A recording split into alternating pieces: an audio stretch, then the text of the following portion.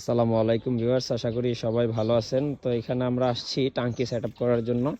তো আজ যেহেতু আমাদের সাথে আমাদের কর্মীরা আছে, তো একে একে জিজ্ঞাসাবাদ করব যে আসলে ওরা সঠিকভাবে নামগুলো বলতে পারে কি না। তো তার জন্য এখানে আজ মোটামুটি মালগুলো সাজাইছি, যে যে মালামালগুলো আছে। তো মাহফুজ, তুমি প্রস্তুত তো? আচ্ছা মাহফুজ, তুমি একে একে বলো যে এখানে কি কি মালামাল, একটু জুড়ে বলবা, হ্যাঁ? আচ্ছা বলো, কোন মালটার নাম কি, কোন মালামালের ফিটিংসের নাম কি? তুমি একে একে বলো, তুমি যেগুলা জানো। হ্যাঁ, দেখি তুমি সবগুলা বলতে পারো কিনা এগুলা।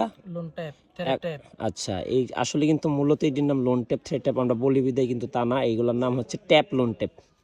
এক, তারপরে কোনগুলা? আচ্ছা, এগুলা এখন আদা তোলো, সমস্যা নাই, এই সময় তোমার না করছি কি লিখেছি। এটা হচ্ছে 1.5 ইঞ্চি ইউনিয়ম চকেট। আচ্ছা ঠিক আছে, এরপরে এগুলো হচ্ছে 1.5 ইঞ্চি চকেট। তারপর হ্যাঁ 1.5 ইঞ্চি নিপেল। তারপরে এক দেড়, এক দেড় বলবা না, বলবা দেড়, দেড় এক, দেড় এক উচ্চারণ করবো। আচ্ছা যেটা উচ্চারণ করার সমস্যা, দেড় এক এলবো। থ্রেড, এগুলো হচ্ছে কি, এগুলো হচ্ছে থ্রেড ফিটিংস। হ্যাঁ, থ্রেড ফিটিংস নামে পরিচিত, থ্রেড ফিটিংসই বলবো। এরপরে বলো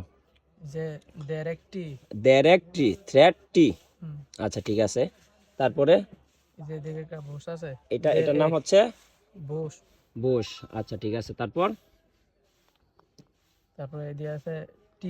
টি, এটা হচ্ছে 1.5 ইঞ্চি থ্রেড টি। ঠিক আছে, তারপর আরো কিছু আছে, এটা এটা এগুলা কি? বল বাল বা গেট বল, একটু জুড়ে কও। আচ্ছা ঠিক আছে।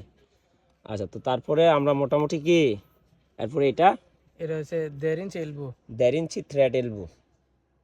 আচ্ছা ঠিক আছে, আগে নাম বলার আগে থ্রেড বইলা নিও। হ্যাঁ, দোকানে গিয়ে তুমি এলবো বললি, তোমার 1.5 ইঞ্চি কোনটা দিব, সিবিবিসি দিব না পিপিআর দিব না থ্রেড দিব, তো ওইটাই বইলা বইলা দেওয়ার চেষ্টা করবা। লেখার সময়, খাতায় লেখার সময় যেই ফিটিংসের নাম উপর দিক দিয়ে লেখা দিবা যে এগুলো হচ্ছে থ্রেড অথবা সিপিবিসি বা পিপিআর এর ফিটিংস।